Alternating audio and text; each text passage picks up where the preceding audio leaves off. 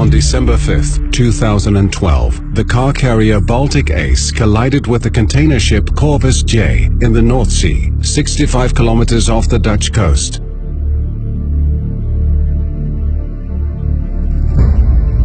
The Baltic Ace sunk within 15 minutes. 13 of the 24 crew members survived the accident. The 150-meter-long, 25-meter-wide wreck lay in one of the world's busiest shipping lanes, which provides access to the port of Rotterdam. In 2013, Rijkswaterstaat investigated what to do with the Baltic Ace. The wreck hindered a swift and safe passage for marine traffic. In addition, potentially dangerous substances from the wreckage and from the 1,417 cars on board might be released into the sea. The wreck contained nearly 540,000 liters of oil in its tanks. Only complete removal of the wreck could eliminate the risks to the environment and to the marine industry. In March 2014, Rijkswaterstaat commissioned affiliate partners Boskalis Nederland BV and Mammoet Salvage to ensure a clean seabed before December 31, 2015.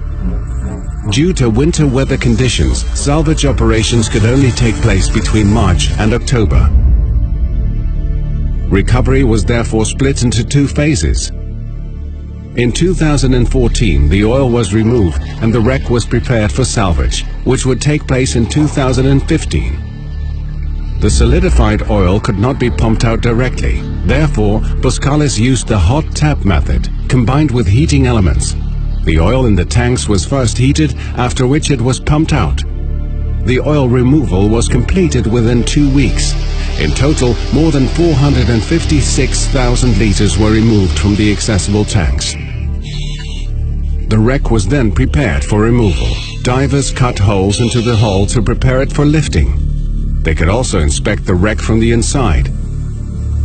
These deeper investigations revealed that the Baltic Ace's constructions was so damaged that it was not possible to lift the wreck in 6 large sections as originally planned. In the winter of 2014, salvage plans were adapted to accommodate the conditions of the wreck.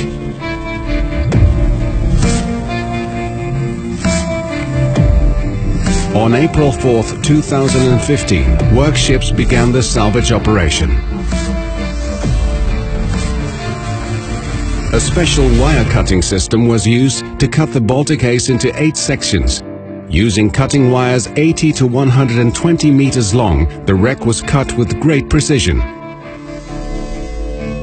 For the first time ever, 2 floating barges were used for the cutting activities in order to achieve more flexibility. To accommodate the motion of the waves, Boskalis developed a special heave compensation system for the cutting wires.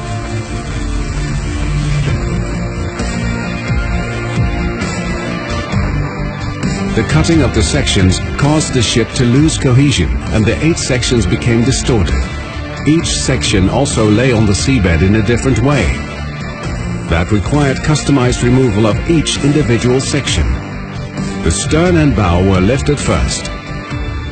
On June 7, 2015, the stern emerged from the water in a single piece.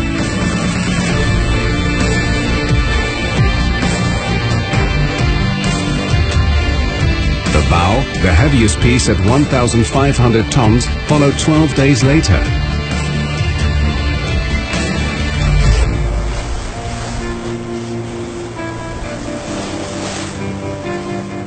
The remaining 6 sections were too weak to be lifted in this way. The lower parts of the ship were lifted in one complete section.